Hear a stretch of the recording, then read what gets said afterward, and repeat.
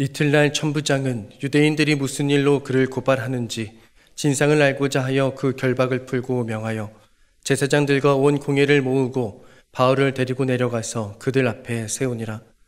바울이 공회를 주목하여 이르되, 여러분 형제들아, 오늘까지 나는 범사의 양심을 따라 하나님을 섬겼노라 하거늘 대제사장 아나니아가 바울 곁에 서 있는 사람들에게 그 입을 치라 명하니, 바울이 이르되, 해칠한 담이여, 하나님이 너를 치시리로다. 내가 나를 율법대로 심판한다고 앉아서 율법을 어기고 나를 치라 하느냐 하니, 곁에 선 사람들이 말하되, 하나님의 대제사장을 네가 욕하느냐?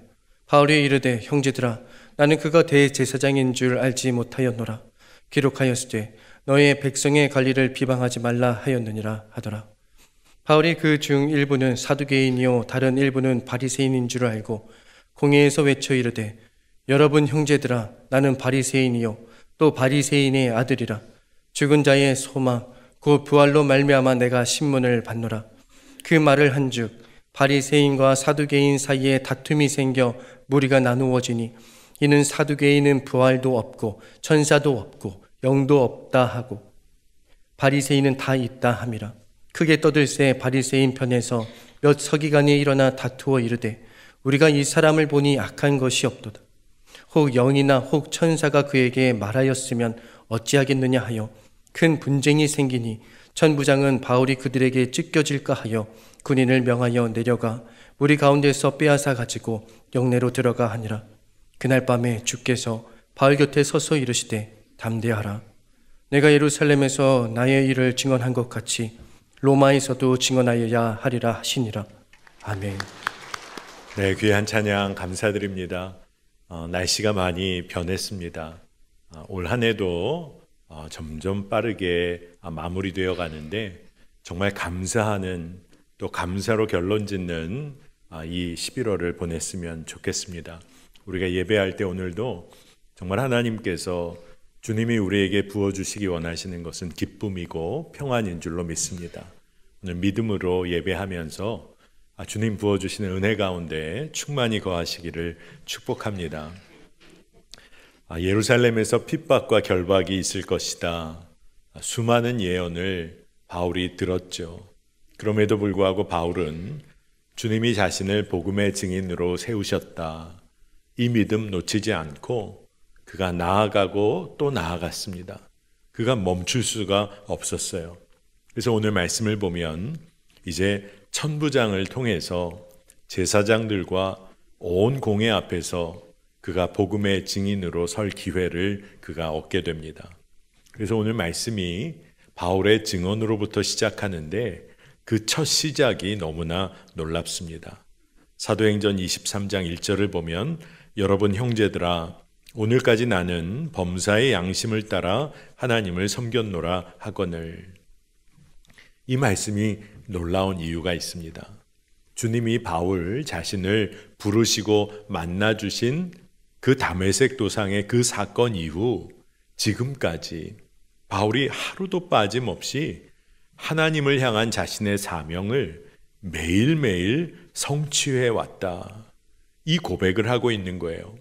여러 성경본을 다 보더라도 이것은 다 완료형으로 기록이 되어 있습니다. 그러니 주님을 만난 이래로 지금까지 주님 주신 마음을 따라 매일의 사명을 그가 늘 주님 위하여 섬기며 살았다, 이 증언을 하고 있는 거예요.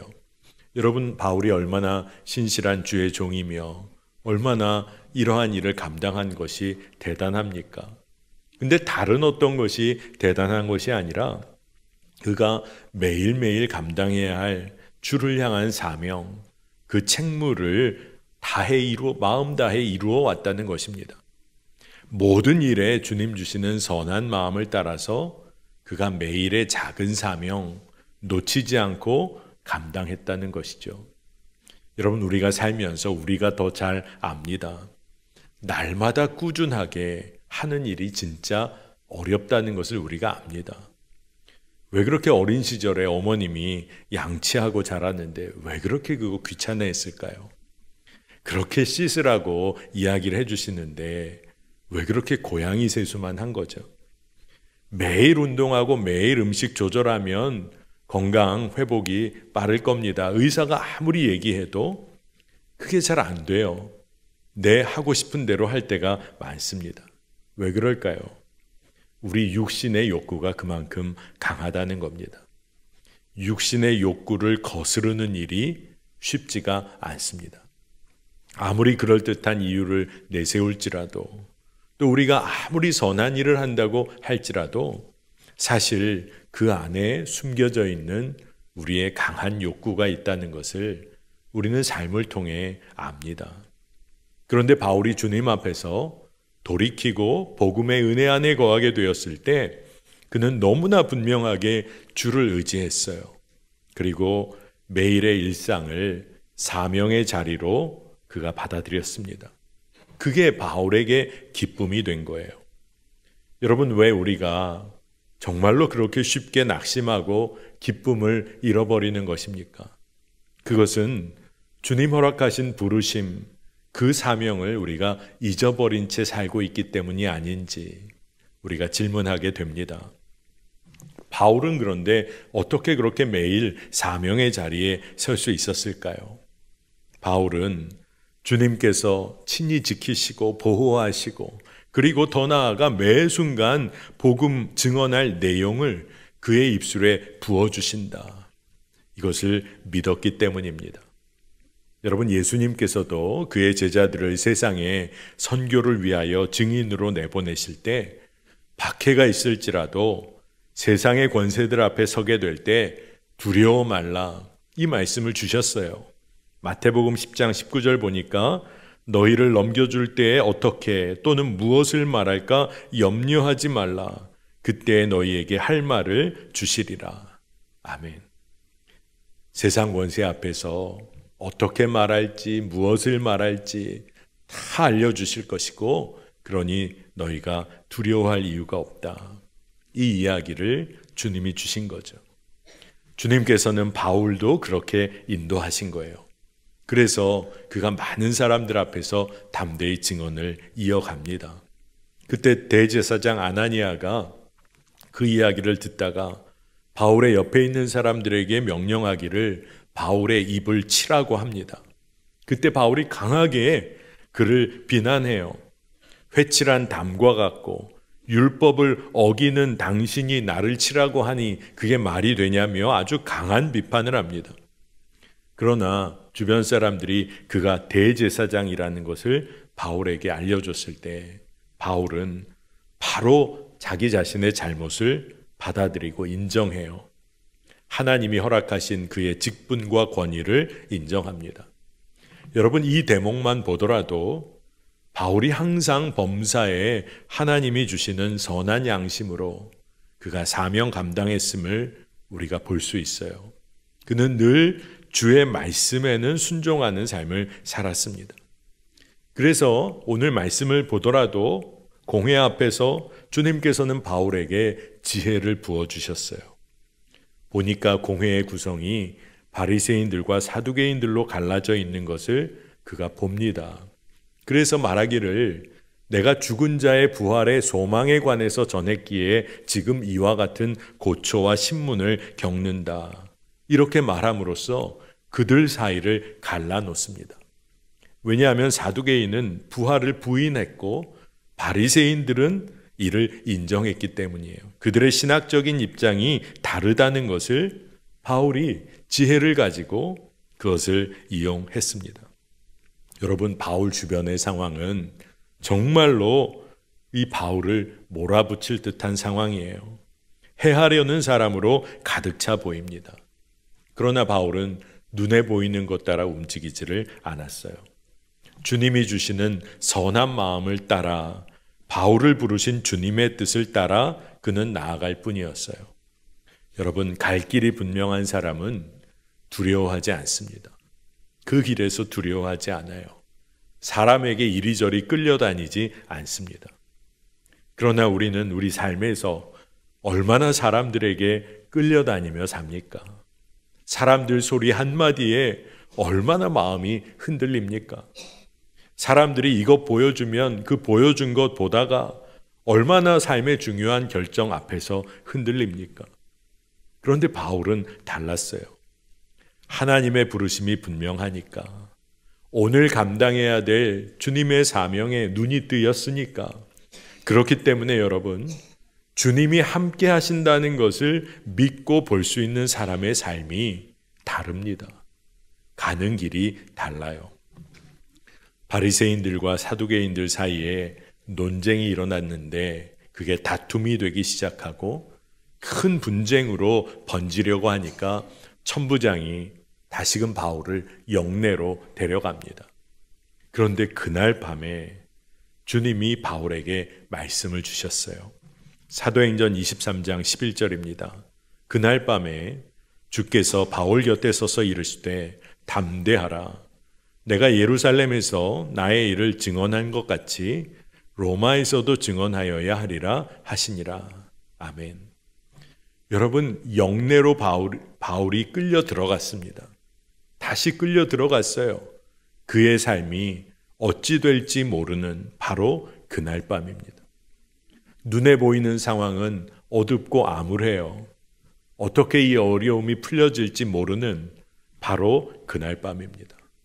수많은 사람들이 위협하고 바울에게 해를 가하려고 했던 바로 그날 밤에 오늘 말씀을 보니까 주님께서 바울 곁에 서서 말씀을 해주셨어요.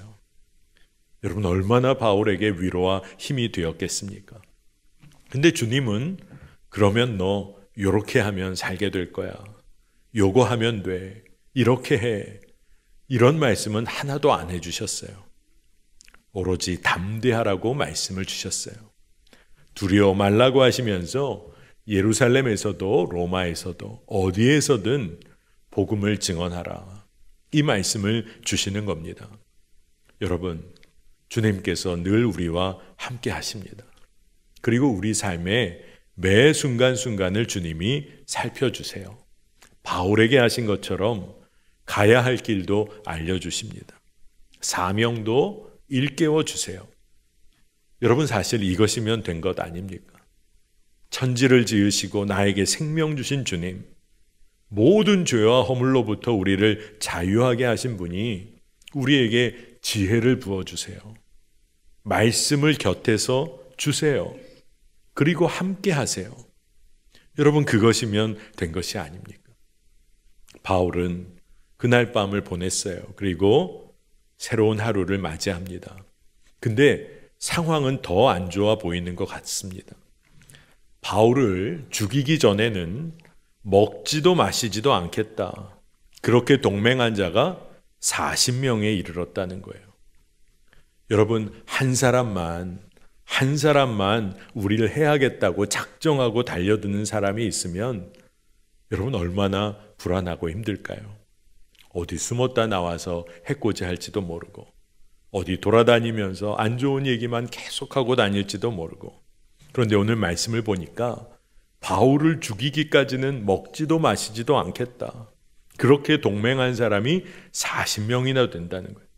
근데 그들을 통해 공회 앞에 있는 유대인들까지 어떻게 돌변할지 모르는 그런 상황인 것입니다. 말씀을 묵상할 때 그런 생각이 들더라고요. 악한 자들의 열심이 대단하구나.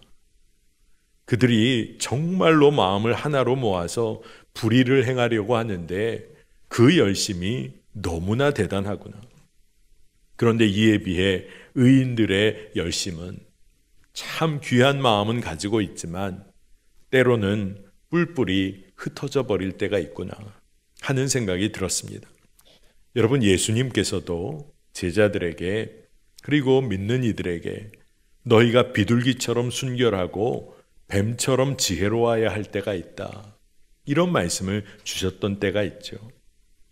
라이놀드 니버라는 신학자가 있었는데 그가 수많은 책을 썼는데 그 중에 하나가 빛의 자녀들과 어둠의 자녀들, 이런 책을 썼습니다.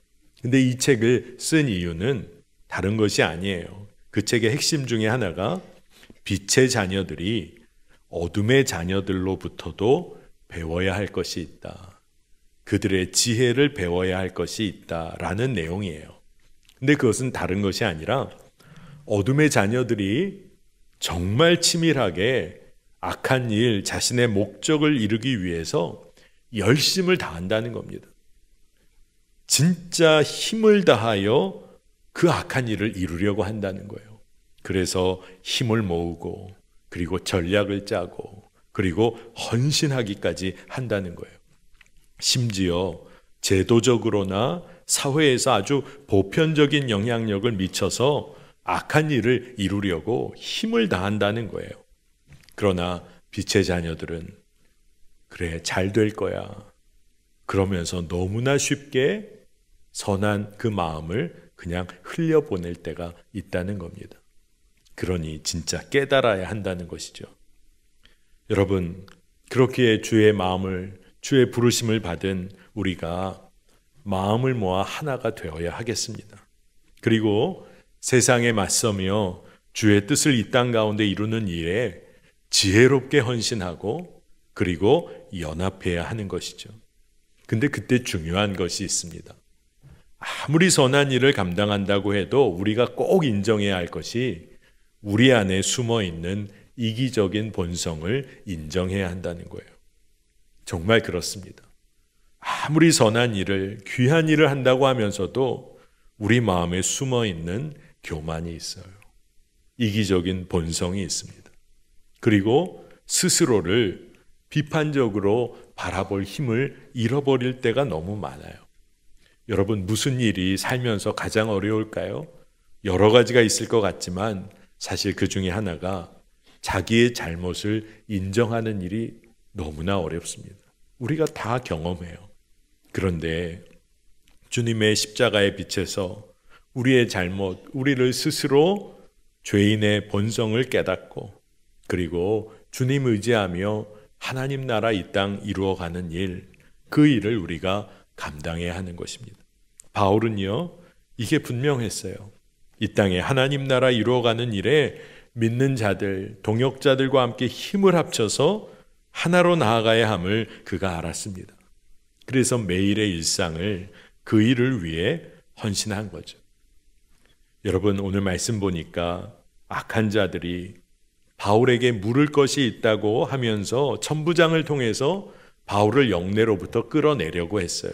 오늘 우리가 다 읽지는 못했지만 우리 말씀 오늘 본문의 뒷부분에 그런 이야기가 나옵니다. 근데 그때 바울의 조카가 이것을 알게 되어서 영내로 들어가 바울에게 알리고, 바울은 그 백부장들, 많은 백부장들 중에 한 백부장에게 부탁을 해서 이 일이 천부장에게까지 알려집니다. 근데 여러분, 이 모든 과정이 주님이 얼마나 세심하게 바울을 지키고 계신지를 보여주고 있는 부분이에요. 그리고 주님은 주님의 마음으로 바울을 도울 자들을 세워주셨어요. 여러분, 바울의 조카지만 조카라고 이 일에 이렇게 선뜻 나서기가 쉽지 않은 상황입니다. 사람들은 바울을 죽이려고 하고 있었어요. 백부장 한 사람도 굳이 천부장에게 알리지 않아도 되는 상황이에요. 천부장이 어떻게 반응할지 모르니까요. 그런데도 대중들의 압박이 있음에도 옳은 일을 감당하는 자들을 주님이 세워주셨어요. 여러분, 이 모든 일을 알게 된 천부장이 2명의 백부장을 불러서 밤에 가이사랴로 바울을 호송하기 위해서, 오늘 말씀 보니까 보병 200명, 기병 70명, 창병 200명을 준비합니다. 여러분, 악한 자들이, 동맹한 자들이 몇 명이었습니까? 40명이었잖아요. 40명대 바울을 지키며 호송할 군인이 470명이 됐어요. 40대 470입니다. 악한 자들의 계획을 무너뜨리시는 분이 우리 주님이십니다. 그리고 가이사랴 벨릭스 총독 앞까지 바울을 이끌어내셔서 다시금 복음을 증언할 기회를 아예 예약까지 해주셨어요. 총독 벨릭스가 바울에게 기초적인 이야기를 묻고 사실관계를 확인한 이후에 고발할 사람들이 오면 내 말을 들을 것이다. 다시 말해서 복음 증언할 기회를 주겠다는 거예요. 이게 얼마나 놀라운가요? 악한 자들의 수보다 더 많은 군인을 동원하시는 주의 섭리가 참 놀랍습니다. 아마 여러분 이 말씀을 요 대목을 읽다 보면 성경의 다른 한 장면이 아마 떠오르실 거예요. 아람이 이스라엘을 치려고 할 때 엘리사의 사환이 성읍을 둘러싼 아람 군대로 인해 두려워합니다. 근데 엘리사가 그 사환에게 이야기하죠. 열왕기하 6장 16절 17절입니다. 대답하되 두려워하지 말라.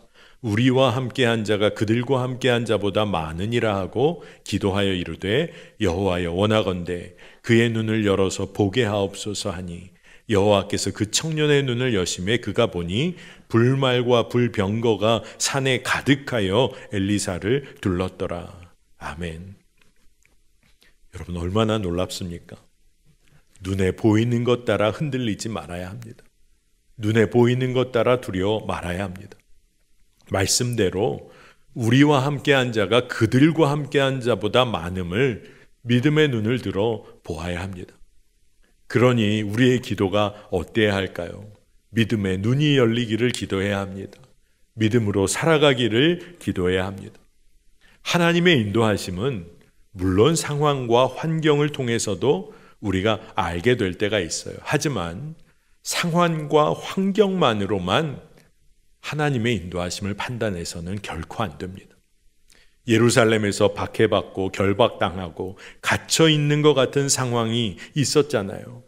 바울은 근데 그 상황을 통해서 하나님께서는, 우리 주님께서는 바울의 복음 사역을 계속 이끌어 가셨어요. 가이사랴까지 나아가게 하셨습니다.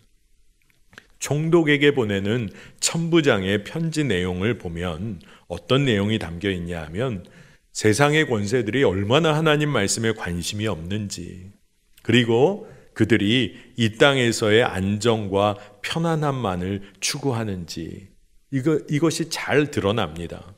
사도행전 23장 29절인데요. 고발하는 것이 그들의 율법 문제에 관한 것뿐이요 한 가지도 죽이거나 결박할 사유가 없음을 발견하였나이다. 여러분, 이 이야기가 뭡니까? 이 세상의 권세들이 율법 문제에 관한 거에는 전혀 관심이 없어요. 그리고 좀 내가 다스리는 이 지역이 안정적이면 그것으로 족한 거예요. 문제 안 일어났으면 좋겠다는 겁니다.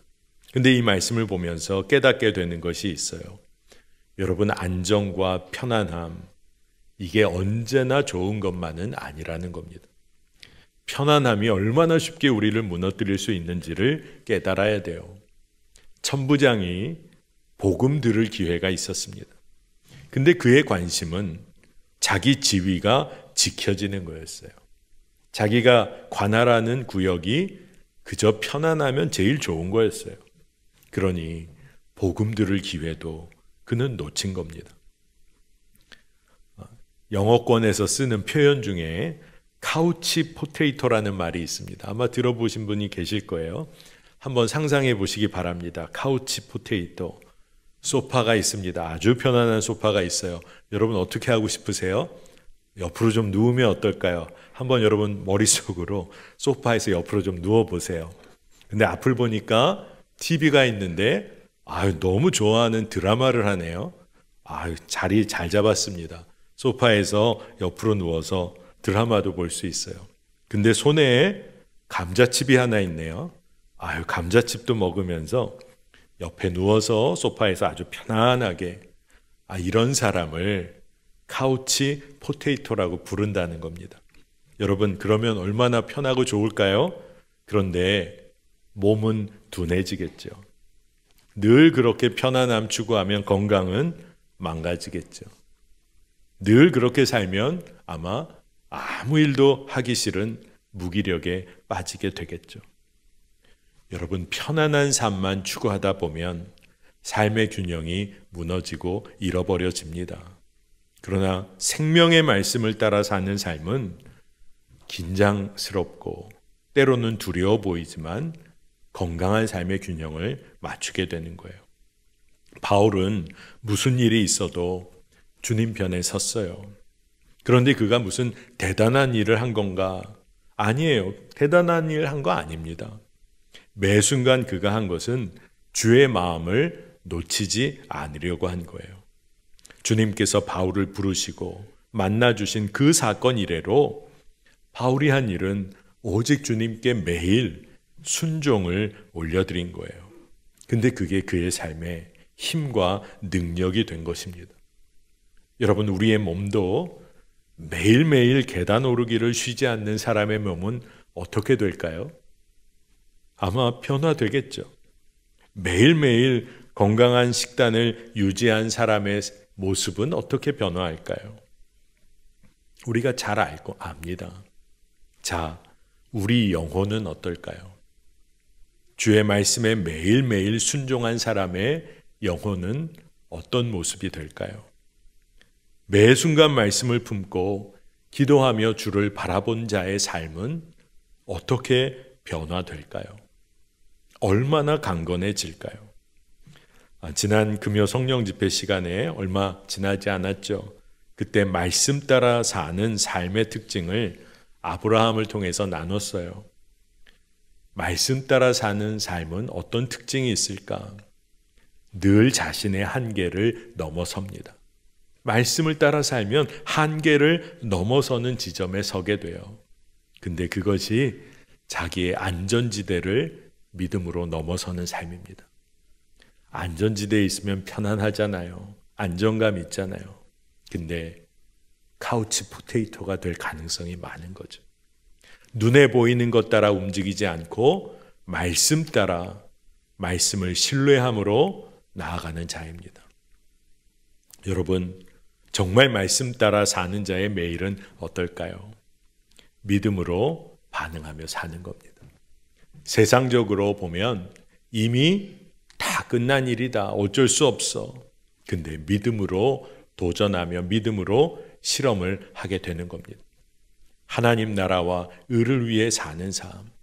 이게 우리의 삶을 풍성하게 한다는 것을 경험하는 삶을 살게 돼요. 그러니 말씀을 따라 살 때 더욱더 주님을 신뢰하며 모든 것을 내어 맡기게 됩니다. 자, 여러분, 늘 안전지대를 떠났던, 그리고 하나님을 신뢰하기만 했던 바울, 주님이 그를 어떻게 이끄셨나요? 오늘 말씀 통해 우리가 꼭 기억하기를 원합니다. 바울을 부르신 주님께서 그가 눈에 보이는 환경에 무너지지 않도록 지혜의 말을 부어주셨어요. 어려운 일을 당하고 환난 가운데 당했던 그런 어려웠던 바로 그날 밤에 주님께서 바울 곁에 서서 말씀을 해주셨어요. 담대하라. 그리고 사명을 일깨워 주셨어요. 악한 자들이 힘을 합쳐가지고 그를 죽이려고 할 때 40명이 동맹했을 때 주님은 470명의 군사를 일으켜 바울을 눈동자와 같이 보호해 주셨어요.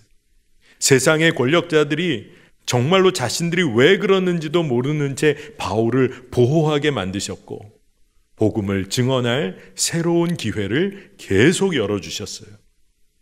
여러분, 바울이 한 일은 오로지 담대한 믿음으로 주님을 신뢰한 거예요. 가야 할 길에, 그 길에 서 있었던 거예요. 그가 한 것은 두려운 마음이 밀려올 때 믿음으로 버틴 거예요. 그 길에서 버텨낸 거예요. 주의 말씀이라면 끝까지 순종한 거예요. 주님이 그의 삶을 이끄셨어요. 오늘 말씀을 준비하면서 참 은혜가 된 것이 많았는데 우리 주님은 우리 삶을 악한 자의 계획과 뜻에 내버려 두시지 않는다. 도우시고 보호하신다. 새로운 길을 열어주신다. 이게 믿어지니까 삶에 분명히 적용을 해야겠구나 하는 생각이 들었습니다. 여러분, 주님은 우리 가정과 교회를 악한 자들의 손에 그대로 맡겨두지 않으신다. 이게 믿어지면요, 삶이 달라져요. 믿음으로 순종하는 가정, 기업, 교회를 주님, 주의 선한 뜻으로 이끌어 주소서. 기도가 나와요. 그리고 그 믿음 끝까지 붙들게 됩니다. 바울은 참 신실한 주의 종이었어요. 그런데 그것보다 더 중요한 사실이 있는데 그것은 우리 주님이 변함없이 신실한 분이시라는 거예요. 여러분, 바울이 어떻게 신실한 주의 종이 될 수 있었을까요? 그것은 주님이 한 번도 마음을 바꾸신 적이 없는 신실하신 우리의 주님이시기 때문에 바울이 그 주님을 따를 수가 있었던 거예요. 그러니 여러분, 그 주님 앞에 홀로 서는 시간을 꼭 가지셔야 합니다. 나를 향한 주의 뜻을 구하셔야 돼요. 가정과 기업과 교회를 향한 주의 마음을 물어야 합니다. 구해야 합니다. 왜냐하면 가장 선하고 아름다운 길을 우리 주님이 이미 예비하고 계시니까. 그 뜻을 구하고 순종하며 나아갈 때 주님이 우리 삶을 이끄십니다. 여러분, 여러분의 매일의 기도의 자리는 어떤 모습입니까? 여러분, 매일 기도하셔야 합니다. 주님을 홀로 만나셔야 돼요. 주님과 독대하는 시간을 가지셔야 합니다. 그러면 주님은 내 곁에 서서 말씀해 주십니다. 그 뜻을 따라 주와 함께 동역하고 그리고 믿음의 성도들과 힘을 합쳐서 주를 위해 사는 겁니다. 여러분, 바울에게는 매일의 사명이 있었어요. 근데 그것은 거창한 것이 아니라 한마디로 주님, 내 삶의 주인이십니다. 주님을 인정하며 사는 것이 바울의 매일의 사명이었어요. 여러분, 바울은 행복한 사명자였을까요? 정말 저는 그렇다고 믿습니다. 그의 고백 안에 이미 그 행복이 담겨 있어요. 바울은 주님이 날 만나주신 이후에 그 이후에 지금까지 오늘까지 하루도 빠짐없이 매일 주의 뜻을 이루어 왔다라고 그가 고백합니다. 여러분, 이 일을 꼭 기억하시기를 축복하는데 우리에게도 매일의 사명이 있어요. 멈출 수 없는 매일의 사명이 있어요. 딴 거 아니라 주님, 그 주님을 인정하고 드러내는 삶입니다. 나를 지키시고 보호하시고 살리시고 인도하시는 예수 그리스도께서 내 삶의 주인이시다. 이것을 인정하고 사는 삶이 우리가 매일 감당해야 할 사명인 줄로 믿습니다. 내 안에 살아계신 주님, 그 주님을 드러내고 사는 삶, 오직 믿음으로 순종하며 사는 이 사명이 우리를 기쁘게 하고 감사하게 하고 행복을 누리게 하는 일인 줄로 믿습니다. 여러분, 꼭 이 삶 사시기를 축복합니다. 기도하겠습니다. 하나님, 부족한 저희를 주님 부르셔서 사명 허락해 주시니 감사합니다. 하나님 나라 소망하며 이 땅에서 주의 자녀로 살게 하시니 감사합니다. 이제 매일 매순간 주의 뜻을 구하며 삶에서 오직 주님만 드러내며 사는 기쁨과 그 복을 누리게 하여 주옵소서. 저희를 악한 자들의 손에 내버려 두시지 않으시는 주님, 눈동자와 같이 보호해 주시니 감사합니다. 이제 세상 두려워하지 않고 담대하게 믿음의 길 걷게 하소서. 오늘도 좁은 길, 그 생명의 길을 주와 함께 걷게 하여 주옵소서. 모든 것 주께 맡기며 감사드리고 예수님의 이름으로 간절히 기도합니다. 아멘.